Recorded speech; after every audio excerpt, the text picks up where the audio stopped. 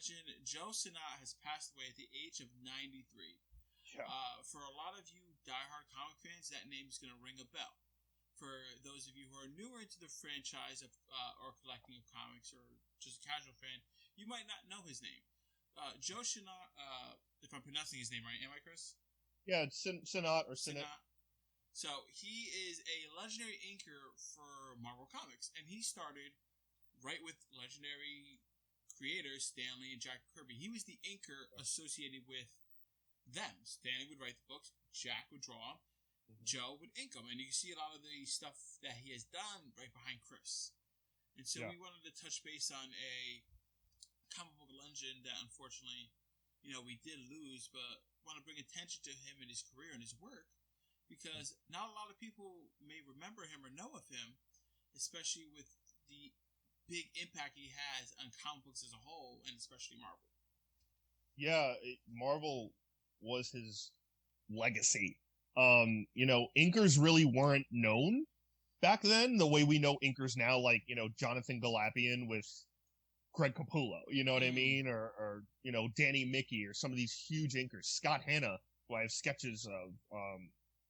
And even, before you continue your thought, even like these big name inkers today, inkers as a whole, they generally get the short end of the stick, right? Because they're not the writer or they're not the artist. So people might know their names, but more often than not, they are forgotten. And that's just something we want to bring to attention, how important inkers are in the world of comics, because they're the third pillar in comic books. Go ahead. No, yeah, they are, and a lot of people back in the day were like, "Oh, you're just tracers, like you trace the artist's work," and it's like, no, they don't just trace, they don't trace the artist's work, they almost redo it and take it and bring life to it. So a lot of those, iconic Kirby covers, iconic Stan Lee books, are because guys like Joe Sinnott came in and helped bring that to life. So yeah, great guy. You'll see actually in the scroll of pictures, one of those pictures is actually mine. Yeah, it's from a Comic-Con in Jersey. Lucky enough, East Coast Comic-Con, where him and Larry Lieber are next to each other, which is Stan Lee's brother. Yes. So yeah, these guys were doing circuits until they were 92, 93 years old. Yeah. Joe Sinnott was a World War II veteran.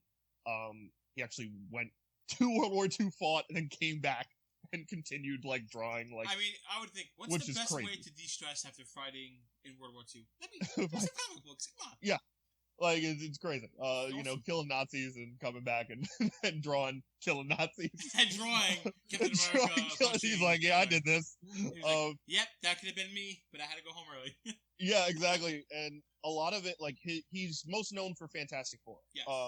And he started on Fantastic Four in the mid-'60s with issue 44, 45. He was actually on that book till the 80s, which is hundreds of issues. So this guy helped not only create and make some of the biggest characters we know as Marvel, Galactus, obviously the Fantastic Four, Doctor Doom, Black Panther, which you see behind me, first and second Black Panther, which I was lucky enough to get him to sign.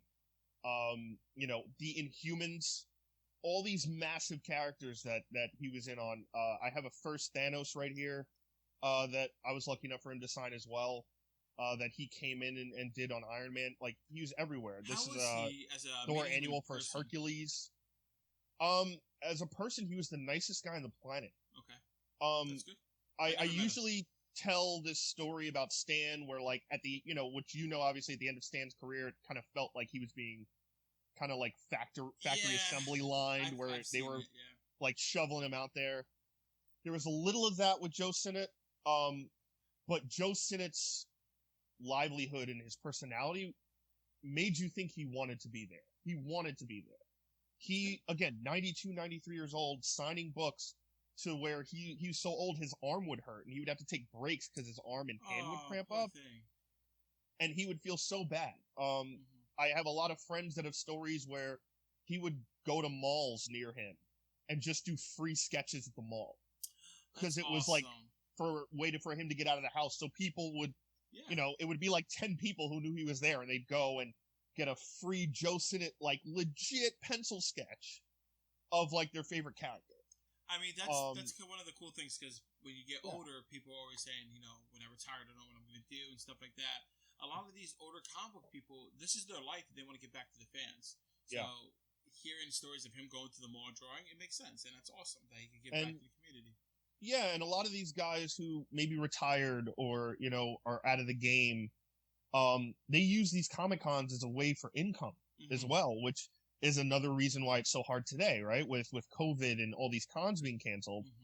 That's why you see, if you're a big comic fan, a lot of these artists on Instagram are like, DM me if you want a commission. Send them out a book for commission. CGC's doing all these private signings. You can send a book in to get signed by these guys, because a lot of them make money off of this con circuit. When you were saying, like, to make money, right? Back in the beginning of Marvel, and early on in the Marvel career, and I think DC did the same thing.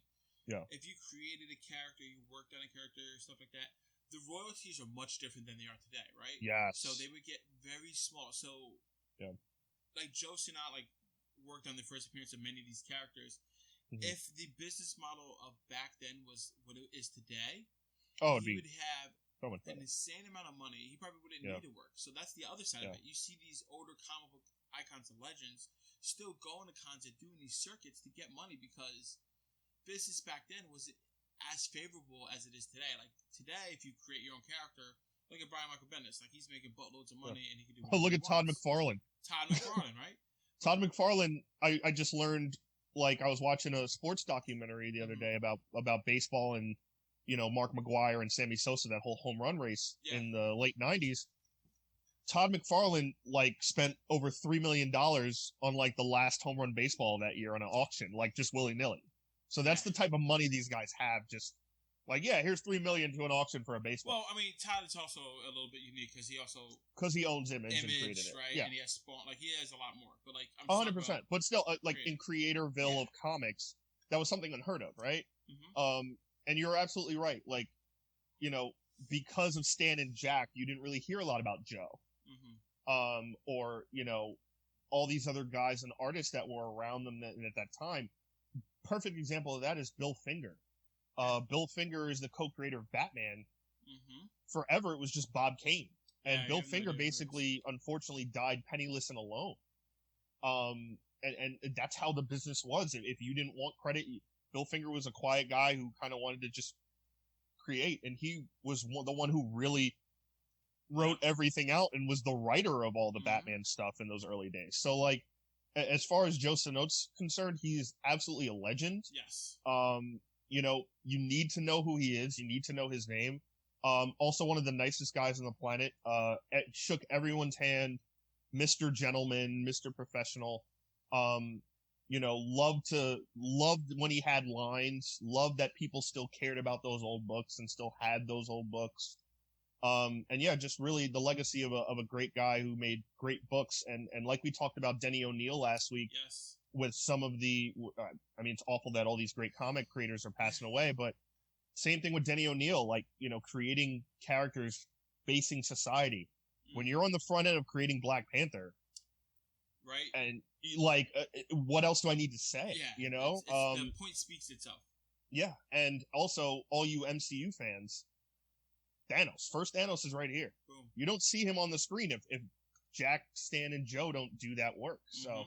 To begin themselves and continue on that legacy. So, it's a sad time in comics to lose such a great, I was lucky enough to meet him multiple times, as you can see behind me. And my giant head is actually blocking the correct comic this time because he's not on that one. But yeah, no, it's a very sad time. Great guy. And definitely look up his work. Some of those iconic Fantastic Four covers, like First Galactus with the aliens pointing to the sky. Yeah. The two behind me, the Inhumans, Black Bolt, all these characters that, we take for granted seeing all the time and all this information dump. But yeah, Joe Sinnott was behind all of it. So great tribute to him. And, he's even on my cup. That's how famous that guy is.